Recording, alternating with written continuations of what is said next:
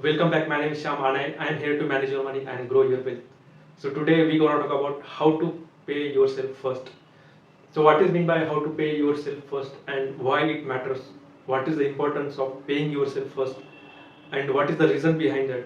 So we're gonna talk about all the things in this video. So before starting the video, please subscribe the channel and like the video. So now let's get started. So paying yourself first is the financial concept that allow you to achieve your financial goals and your financial dreams. So what is the pay of yourself first? So in this video we're gonna talk about the fourth step that you need to require to pay yourself first, and then what is the important to pay yourself first, because many people in the world, so average 39 people in the world, they are not able to left any single penny at the end of the month, so they have not any funds available to save at the end of the month. So this is very important that you do not run out of cash. If you are facing this issue that you are at the end of the month you are running out of cash and you do not able to save any single amount, then this video is for you. So uh, here I just step down in the first steps how you can just start for paying yourself first. So here the first step is calculate your income and expenses. So this is very first step. You must able to know your what is your income. So you can just average your income you are getting from the past 3 to 4 months. Then you can get your average income and then you can set your expenses. So what are your expenses? So there are the two category of expenses you need to categorize. One is the fixed expenses and another is the variable expenses. So what is the expenses that fall in the bucket of fixed expenses? So these are the your rent, your bill, your insurance, your home loan. So without this you cannot live. So these are the fixed expenses and these are very essential expenses to live. So these are the fixed category, and second category of expenses is the variable expenses. So these are the groceries, your dining out, your entertainment. So this kind of expenses fall on the variable expenses. So once you are able to segregate, once you are able to know what is your income, then you can just segregate your expenses in these two categories, and then in this way you can just know and calculate your income and expenses.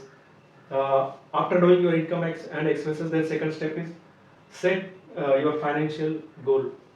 So what is so the purpose of doing all this is to set your financial goal. So ultimately our goal is to achieve the financial freedom or financial goals. So this is the second step. So once you know your income and your expenses, then you can set based on that you can set your financial goals. So once it is very realistic, so you should not just set your unrealistic financial goal and at the end of the period you just crying out, oh, that goal is not achieved. This is not like that. So we are talking about the practical basis based on your actual income and expenses. So based on that, it is not hesitate for you to set your goals, and you are setting your realistic goals. So the accuracy is 100%. So this is the second step to set your financial goals. So there are the different financial goals, like you can have short term goal, medium term goal, or long term goal. So in the short term goal you might probably planning for the vacation. So in the next year, so you can just plan your vacation. So for example, you are planning for the vacation for the next year, then you can just start saving for to achieve that your vacational goals. Or you are planning for the medium term goal, like you want to buy the car or you want to purchase the house, or you are setting for the long term goal, like you are planning for the retirement. Then you just start saving. So saving, once you establish your financial goal, then only you can unable to save. So second step is very important, to set your financial goal, what you want to achieve, what are your goals. So goals may be different for every person, so based on his priority, his or her priority. So you just keep in mind that what is your goals. So your goal might be short term, is this is vacation, or my goal is to children education, or to purchase the house, or to get the retirement, or to buy anything. So this is your goals. Goals may be anything, just you need to set your goals. So once you set the goal in the step 2, then step 3 is decide how much you want to save each month. So this is again based on your financial goal what you set. So for example, you have set the vacation, for example. So you are planning for the vacation for the next year, then you need to calculate the cost. And let's take an example, we have calculated those costs and that cost will be 2000. So the vacation cost is 2000 and you are planning to take the vacation for the next year. So you just divide this 2000 by 12. So uh, by doing this, $167 you need to save for every month. So by saving this $167 that amount, then the next year you are able to get your vacation ready. So in this way you can just plan. Similarly, you can just put another example. If you are buying the car, if you are planning to buy the car in the next 2 years, then just take those amount of the cars and then divide by 24. So you will get to know that how much amount I need to save for every month. So in this way you just decide based on your goals. You can just calculate it and decide that amount. So one thing, keep in mind that the amount you set must be realistic. So because of we are talking about the realistic. So it should not be more than your that will exceeds your monthly expenses. That will affect these two categories, because of you need to live comfortably, and you do not need to make adjustment in these two. Definitely this variable amount like groceries, shoppings, entertainments, dining out, these are the variable amount, but depending upon your lifestyle you can just adjust. If you are able to adjust, you can just save the amount from this, and then you can just add in your saving accounts. So that you can increase your saving rate based upon your choices and preferences. But it should not be more than that. It will affecting in these two categories, and you are living, it makes your living trouble.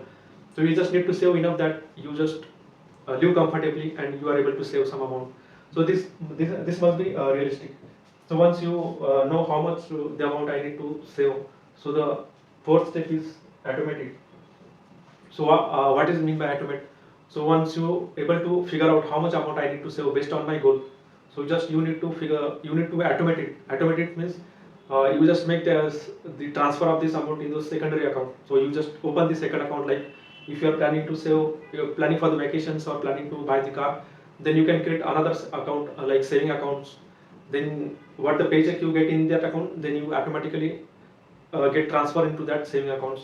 So there is no need to make any manual transfer, or if the money you want to save, then it will not be tempted you that oh no, this amount I do not want to save, I need to purchase something else. So you will save the temptation of unnecessarily buying the other things.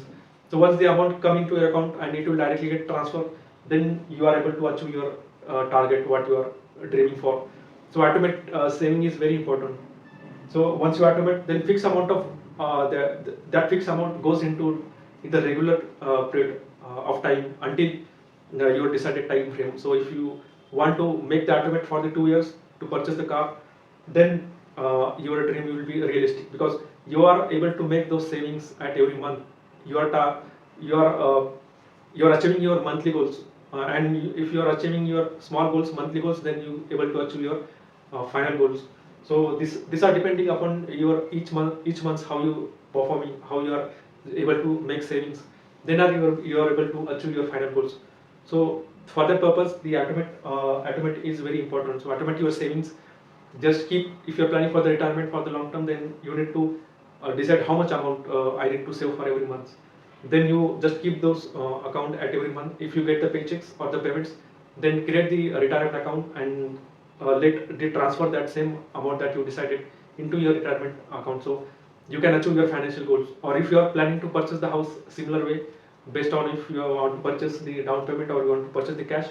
So based on that, you just figure out how much amount I need to save based on this example, and you just figure out how much month I need to save, and then you just keep those savings directly opening into some other account. So like you can just open your house loan accounts, or your any account, any type of account, and let them flow that money automatically, so that you do not need to worry about that how I can save. So yeah, this required very patience and hard work, but once you start it, it will gain the benefit in the long term. So definitely, these are the very powerful and practical steps that will achieve your financial goals and financial dreams. So paying yourself first is very important, and you can start just by following these 4 steps. I hope this video will help you, and thanks for watching.